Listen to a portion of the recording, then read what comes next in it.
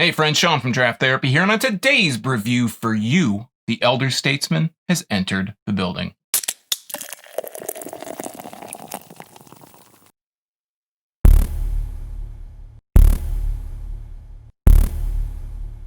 Pliny the Elder is an 8% double IPA from Russian River Brewing Company in Santa Rosa, California. First off, huge shout out to my friend Mark Shabilsky for sending this one my way. Mark's an original hophead, so Mark, thanks so much. If you're a longtime watcher, you already know this, but for you non-Draft Therapy regulars, number one, thanks for watching. This is primarily a Michigan beer review channel, but occasionally when I get a chance to try stuff that's interesting, regardless of where it's from, I like to bring it here and talk about it on the channel. Now, Pliny the Elder is probably considered one of the biggest whales of craft beer. Now I could think maybe Focal Banger by The Alchemist is up there too, but Pliny is consistently considered one of the best IPAs, and it's been around for 20 years. Now, with all that talk about whales, let me know your personal whales, or maybe, what beers are on your bucket list in the comments below. Now, I'm going to be perfectly frank. I've never watched a review of this beer. I don't know anything about what it tastes like, what it's supposed to taste like. I just know all the hype surrounding it. I just never thought I'd really even have a chance to try it, so why bother hearing or reading anything about it? And I think for that reason, I've been able to kind of keep my hype in check.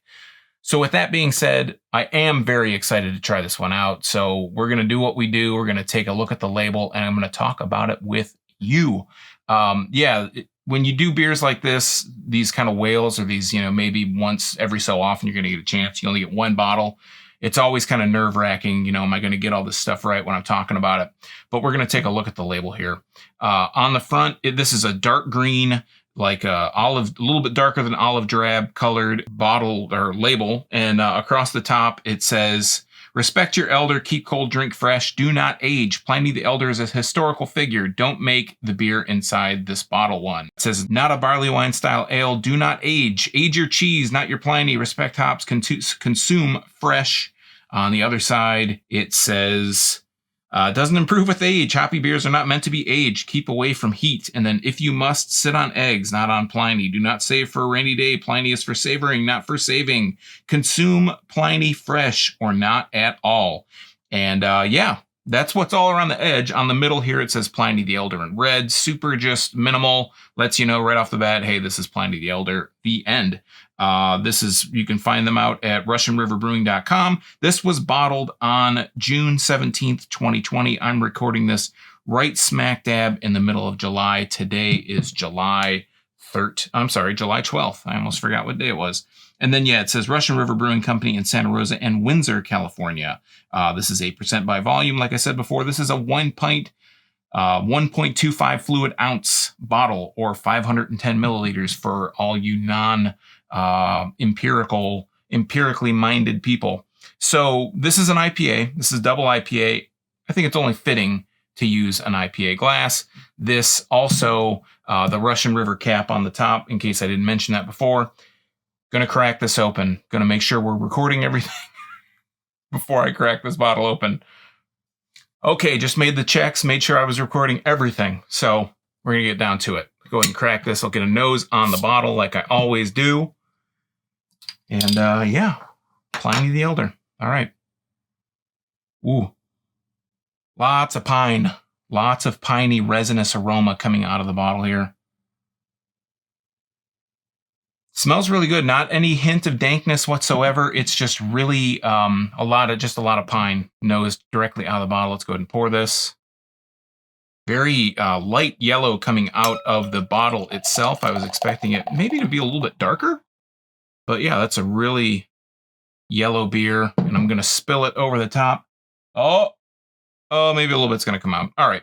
Well, this glass is an IPA glass. It is known as, for me, for always producing a massive head. Nice, bubbly, large head. A little dribbles coming down the side. Easily getting a whole fistful of fingers here. 3 fingers ahead. Really bright white, maybe a little bit off-white, a little bit more shading towards yellow, a tiny bit. But yeah, this looks like a marshmallowy kind of head. As you can see from the overhead, it is like just popping all up, out, just all over the place. So really super compact bubbles on the side here, the cross section, really nice, tight, dense bubbles across the top. It just looks like, foam. I mean, it looks like just a beautiful head of foam. And we're going to go ahead and hold it up to the light here. Left a little ring on my countertop, but yeah, this is super clear. I can see my fingers through it. I can't see all the detail. There's a slight bit of a haze to it. It could also be the condensation forming on this glass, but it's slightly unfiltered. But on the top, really bright yellow, really nice bright yellow, beautiful coloration on the bottom, a little bit more of a lighter, paler yellow, like a little bit more of a clearer kind of thing going on here. But that's, again, known in this IPA glass. Let's go ahead and put a better nose on the glass itself. Like I said, getting a lot of pine, but also getting a little bit of dankness on this. Getting a bit of an earthy kind of quality, getting a bit of a fragrant, getting quite a bit of dankness out of the glass. I wasn't getting dank. I was getting a lot more pine out of the bottle itself, but out of the glass is a lot more of a dank, earthy kind of quality, a little bit more of that kind of sweaty, danky kind of aroma, and a little bit of pine. The earthy, dank aroma has just overpowered any kind of pine that's in there. All right, well, I'm ready to go. So down the hatch. Cheers.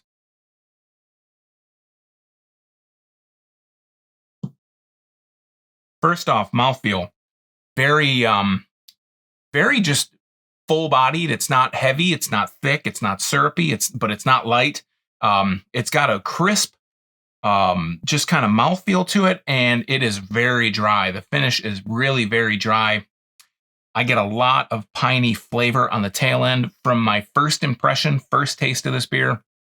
This is like West Coast, hardcore West Coast IPA. If you are a, bitter IPA fan, like that West Coast IPA fan, and you're really just kind of losing your mind with all these New England style IPAs, the East Coast style IPAs, or the Midwest style IPAs, look no further. If you are a West Coast hophead, obviously Pliny the Elder is for you. The aftertaste, let's start with the aftertaste, because I've been talking about this and not drinking enough of it. The aftertaste is very dry. It dries out like really quickly. And the aftertaste that sits on is very, very hardcore pine, very like pine sappy, just really resinous, really biting, just piney bitterness through and through.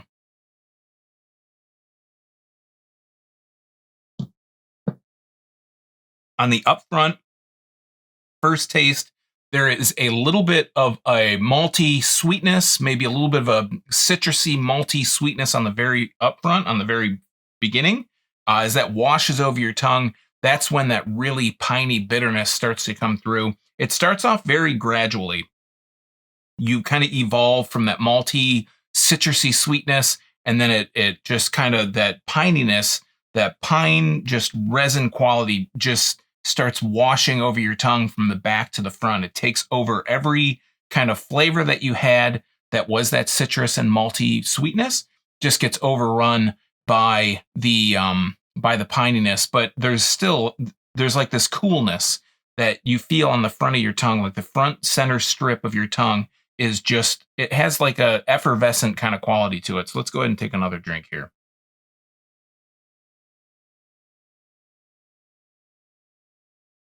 Yeah, this is just West Coast IPA to me, in my opinion. West Coast IPA personified. That maltiness and that citrus sweetness up front is still there, but then as like the first taste was very piney, very bitter, very resinous, and then as it kind of you go through it mellows out quite a bit. You're getting more of that citrus, the more of that maltiness, more of that malty sweetness hangs on your tongue, and the pininess is still there. It still clings on. It's still on the finish, but it's not as dry. Like now I'm not noticing that it's as dry. My mouth doesn't have as much of that dry finish mouthfeel to it.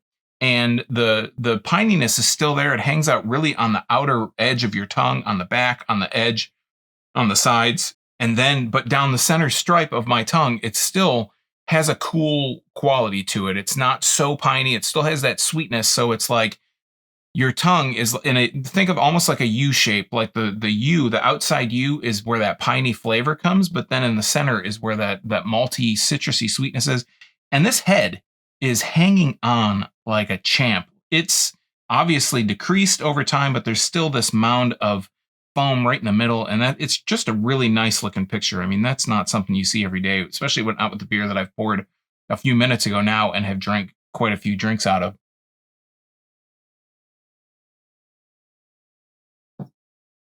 Again, subsequent drinks, I'm getting more of a sweetness, a sweet quality, that malty sweetness, that orangey, citrusy sweetness is just becoming more amplified, more amplified, more amplified. And the pininess, again, it was really shocking at first, but as my palate becomes adjusted to it, it kind of fades out. Like it's still there.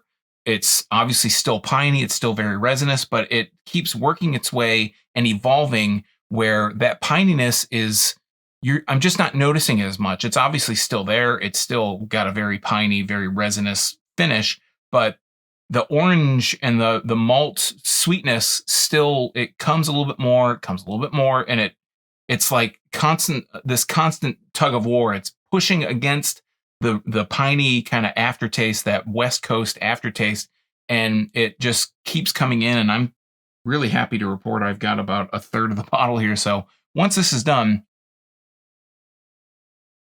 I'm going to be finishing this off. But yeah, I mean, at first I was going to say, wow, like I said, if you look back, what's the first thing? West Coast, right? And it is still obviously a West Coast style IPA, but it mellows out as your your palate becomes adjusted to it, becomes used to it. That orangey quality, that maltiness comes and it kind of pushes back a little bit. And it reminds me in that respect, where the maltiness comes back through and pushes on against, it reminds me of a Midwest style IPA, where it's really heavy on the malt. And I think a really obvious, great example of that is Two Hearted. But this has a little bit of that maltiness, not so much as Two Hearted does, but has that malty bill in there, that really malty sweetness and that citrus sweetness, but the pines in there. Perfect, obviously, perfect example of a West Coast IPA. And now finally trying this, I can really see what all the fuss is about with Pliny the Elder. Of course, there's Pliny the Younger, which is the higher ABV version. And they also have Pliny for President, which was just released really recently within the last few weeks, actually maybe the last few months. I'd really love to try Pliny for President now, knowing what I know about this, but I'm really glad I got a chance to try this. And wow, it lives up to any expectation I had for it. All right, friends, that has been Pliny the Elder from Russian River in Santa Rosa. Have you had this beer? What did you think? And again, what are your personal whales of craft beer? Let me know in the comments down below while you're down there. If you like beer, you might want to subscribe and click that bell, because I'm here talking about beer twice a week on Tuesdays and Thursdays. Also throwing in the beer briefs every once in a while, kind of looking at things maybe adjacent to beer or stuff that's just outside of Michigan. And I would hate for you guys to miss your newest favorite if you're not subscribed and getting those notifications. So make sure if you subscribe, click that bell. So until next time, I'm Sean from Draft Therapy. Thanks so much for stopping by. And remember, drink craft beer, support your local breweries wherever they are. In this case, it's Santa Rosa, California. And most importantly, don't forget to treat yourself to a little draft therapy. Thanks for watching. Cheers.